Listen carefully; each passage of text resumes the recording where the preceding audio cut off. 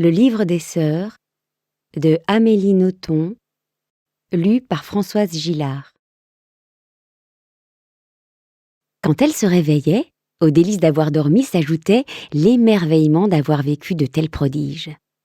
Elle comprit très vite que, pour empêcher le rêve de s'enfuir, il fallait se le raconter avec minutie. Ce devint sa délectable obsession. À cette fin, il lui fallait un langage approprié. Tristan décida de s'emparer des mots. Elle sentait qu'un obstacle l'empêchait momentanément de clamer ses vocables comme ses parents ou les personnes de la crèche. Mais cela lui indifférait. C'était à l'intérieur de sa tête qu'elle en avait besoin. Ce fut une période exaltante. Chaque fois qu'elle rencontrait un mot nouveau, elle l'attrapait au lasso et le joignait au troupeau qu'elle regroupait dans son crâne. Il y avait ceux qu'elle comprenait, ceux qu'elle ne comprenait pas et ceux qu'elle sentait.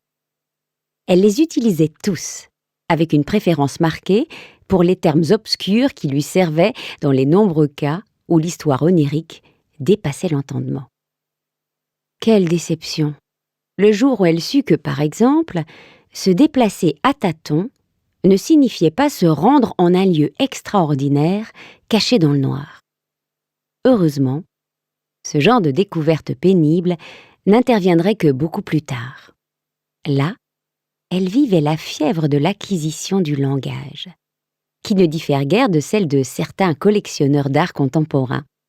Si elle entendait passer un terme fabuleux comme tabouret ou escarpolette, l'excitation s'emparait d'elle. Il me le faut, celui-là. L'acquisition supposait d'oser prononcer le mot inconnu à l'intérieur de sa bouche. Cela nécessitait une audace folle car certains vocables déclenchaient des effets magiques imprévisibles. Ainsi, la première fois où Tristan prit le risque d'articuler intérieurement le nom coccinelle, elle frissonna de plaisir. Et quand elle alla jusqu'à s'approprier le mot arrosoir, la volupté la terrassa.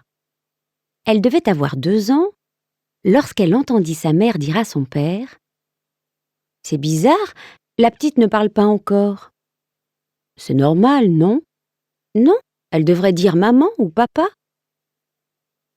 Tristan éprouva une joie égale à sa surprise. On attendait d'elle quelque chose de magique. Une action aussi puissante que parler. Elle voulut les satisfaire aussitôt et s'aperçut que produire un son avec la voix, c'était autrement difficile que de s'en délecter en silence. Au prix d'un effort terrible, elle finit par voiser « Maman, papa ».